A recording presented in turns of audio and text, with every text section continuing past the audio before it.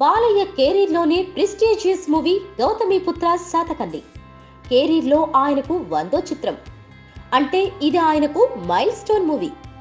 అంతేకాదు, చారిత్రాత్మక చిత్రం కావడంతో సినిమాపై అంచనాలు అమాంతం పెరిగాయి. ఈ సినిమా తాజాగా సెన్సార్ పూర్తి చేసుకుంది. ఈ సినిమా రన్ టైం సుమారు 2 గంటల 15 నిమిషాలు. యూఏ సర్టిఫికేట్ దక్కింది. సినిమా చూసి సెన్సార్ సభ్యులు ఆనందంగా ఫీల్ అయ్యారట. తెలుగు తెరపై ఇలాంటి సినిమాలు అరుదుగా వస్తాయని, క్రిష్ డైరెక్ట్ చేసిన ఈ చిత్రం మోషన్ క్లాసిక్ గా నిలుస్తుందని అంచనా వేస్తున్నారట. అంతగా వారి మెప్పును పొందిందని సమాచారం.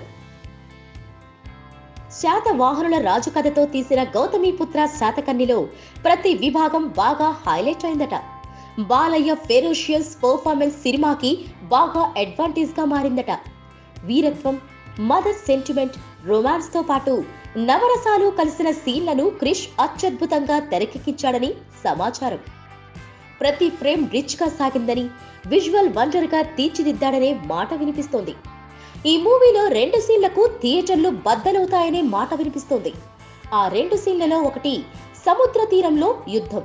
ఈ సీన్ మొత్తాన్ని గ్రీన్ మ్యాట్ పై చిత్రీకరించాడు దర్శకుడు క్రిష్.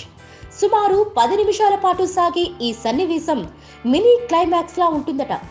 శాతవాహన రాజుల ఆధిపత్యాన్ని ప్రదర్శించే సన్నివేశం ఇదేనట.